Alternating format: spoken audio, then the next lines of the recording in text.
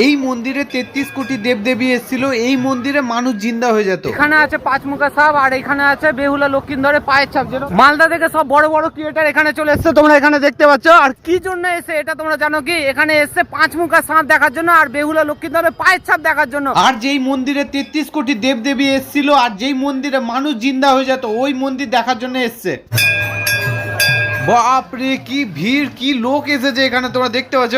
এসছে ওল্ড মালদা দেবকুণ্ড মেলা। Old Malda station চলে এসেছে, এখানে সবাই নামছে, দেখতে পাচ্ছ। এখানেই মন্দিরটা আছে, আমরাও নিচে নেমে যাবো। ফাইনালি তোমরা এখানে ভিড় দেখতেই পাচ্ছ। তো আর কিছুক্ষণের মধ্যে আমরা পৌঁছে গেলাম ফাইনালি সেই ডেঞ্জারাস জায়গা।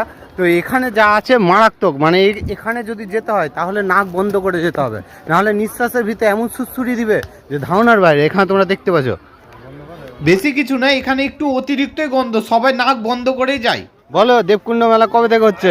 ওই সে জানি না, আমার জন্ম থেকে আগে। ও জন্মের আগে থেকে হচ্ছে? এলে তাহলে তো ডেট বুঝে যাবে না। না না না, কি করা যায়?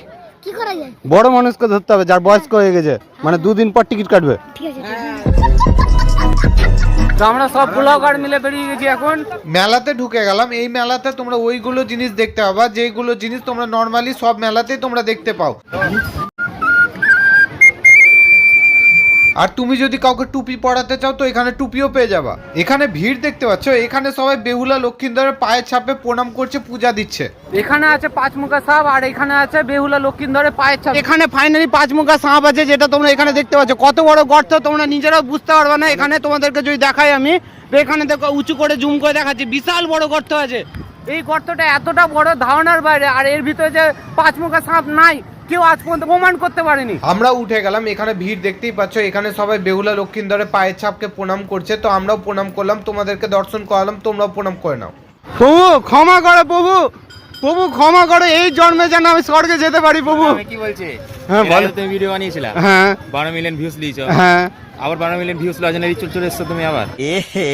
रहा नहीं जाता, तड़प ही ऐसी है ना। এখানে বাজরংবলী মন্দির আছে, তোমাদেরকে দর্শন করাচ্ছি, তোমরা মনে ভক্তি নিয়ে প্রণাম করে নাও। এখান থেকে ভোগ কিনে সবাই পূজাও দিচ্ছে ভিতরে। এই মন্দিরে 33 কোটি দেবদেবী এসেছিল, কারণ বেহুলা তার মৃত স্বামী লক্ষিন্দরকে নিয়ে এখানে এসেছিল তার জীবন ফেরত নিতে।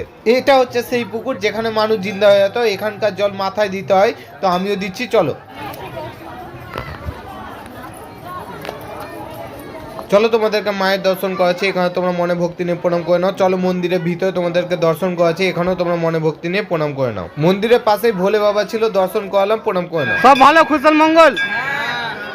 আসলাম।